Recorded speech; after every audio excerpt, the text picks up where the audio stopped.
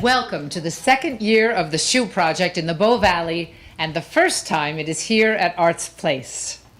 There's a palpable excitement as we get ready to hear some remarkable stories.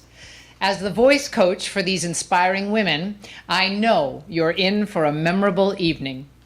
But first, a brief history of the Shoe Project by the woman behind this marvelous idea, novelist Catherine Gauvier.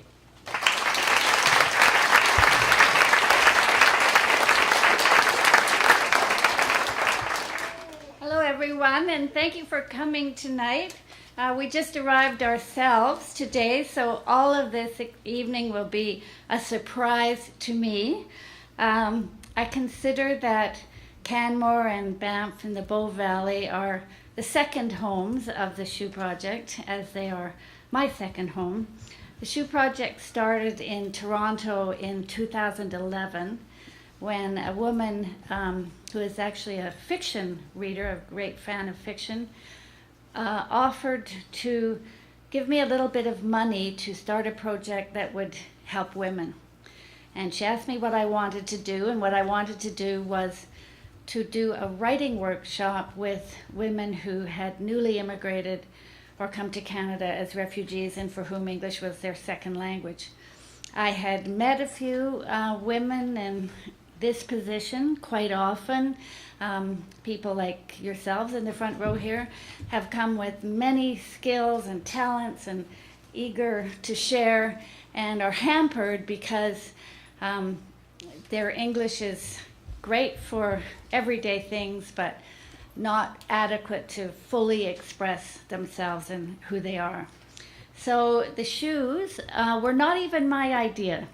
I can't take credit for the shoes. I decided to do that, and along came the senior curator of the Bata Shoe Museum in Toronto, which, if you don't know, is the biggest shoe museum in the world, and also founded by a woman, Sonia Bata, who is the widow of Tom Bata, who is the grandson, I think, of the founder of this huge Czech shoe company, which is all over the world.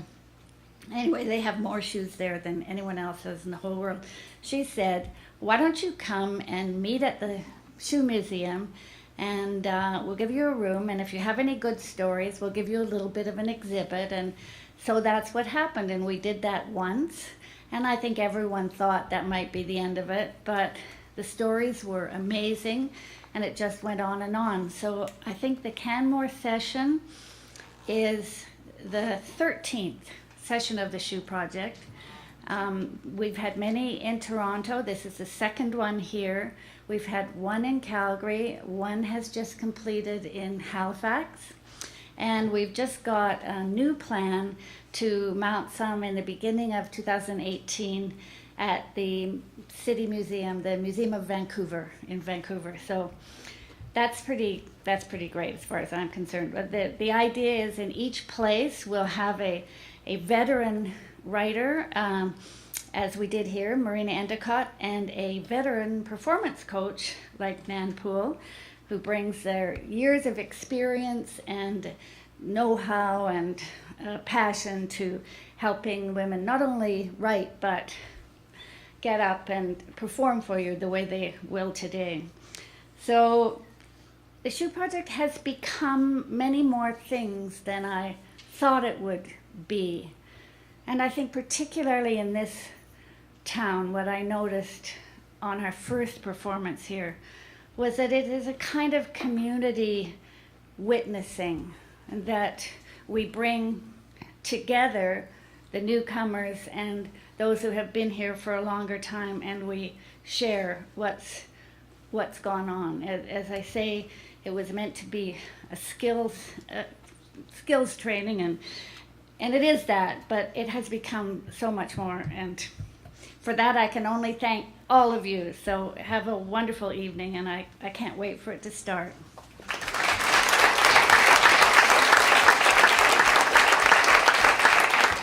We do owe thanks to quite a few people, and I'll try to be quick.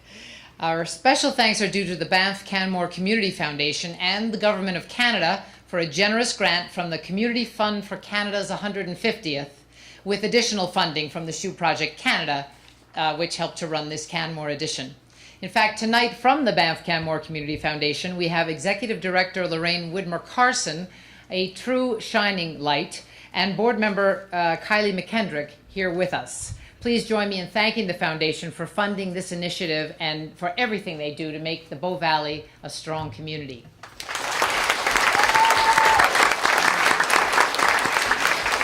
The Shoe Project Canada also acknowledges the support of the Canadian Civil Liberties Education Trust, Heather Gardner, and the Sonor Foundation. Marina Endicott, professor of creative writing at the University of Alberta, worked with the participants for 5 weeks, twice a week, teaching and guiding them in their writing. Thank you, Marina.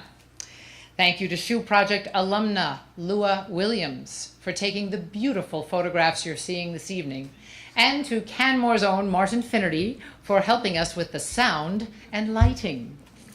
Finally, Shoe Project alumna Maria Gregorish wrote the stellar grant proposal that brought the Shoe Project here. And as the Arts Place coordinator of the project, she has been both a strong advocate and a very sunny presence. Jeremy Elborn says this would not have happened without you. Thank you, Maria.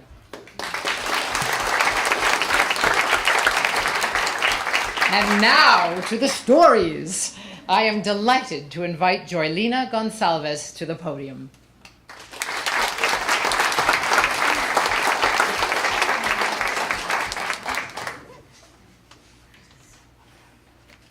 My sister's gift. In my village outside Bombay, life was packed with lots of do's and don'ts. In our community, living by the rules based on gender and age was right and normal. For example, if you're a girl, you must be inside the house by 7 p.m. But if you're a boy, it doesn't matter what time you come in. In my family, the rules were set by my uncles, just because my dad was working abroad. Bablina, my oldest sister, is 10 years older than I. Between us comes my sister Lovelina, 5 years older, and I am the baby. When I was 5, my papa met with a terrible accident. He broke his thigh bone, which put him in the hospital for 6 long years. And my mom had to stay at the hospital to take care of him. So I was practically raised by Bablina. She is my go-to girl for love, guidance, and support. She knows me inside and out. On my 22nd birthday, she gave me my very own pair of pink mojories, traditional handmade shoes like Indian ballet flats. They would be perfect for the birthday party with my pink salwar, the traditional Indian garment made with soft cotton. That was the day I came of age and I could be married off. Proposals came in from near and far, but the family was interested only in prospects who were settled abroad. It's a status symbol to marry a non-residential Indian. Now I was more closely guarded. Every phone call for me was monitored. Being the youngest girl child in India is most difficult. I was kept in cotton wool, expected to obey my elders and do what I was told without questioning. It's not what your parents think matters. It's what your neighbors would think, what your uncles would think. Who will protect you? I felt trapped in my own safe house. I wanted to just be me and live a little more. Fall and make mistakes and learn from them. Life is more than having a perfect husband or a perfect house. After a lot of thinking, crying, and fighting guilt, I decided to stand up for myself. I applied to colleges in Canada which were less expensive than Australia or the UK. Lucky for me, the first place I applied to sent me an offer letter. I was happy but scared. I had to tell my mom. But my sister Joylina helped me explain to my mom why I needed to be independent.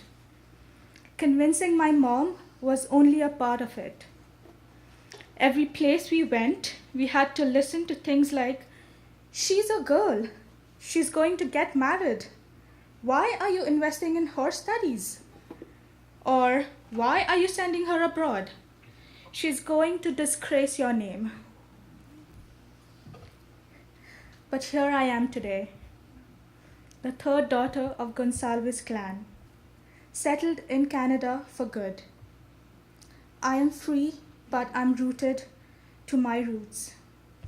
My first day at Fanshawe College was warm as summer for Canadians, but I had to wear my sweater.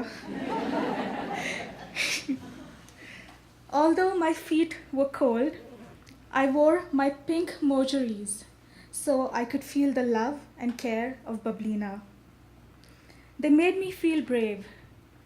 From the very beginning, my sister was the one who accompanied me on my first day of school, who held my hand, who took me to church. She comforted me when I had my first menstrual accident. I carry my sister's soul in my pink mojaries she gave me. They remind me where I come from. They remind me of the paths I walked to get to where I am now.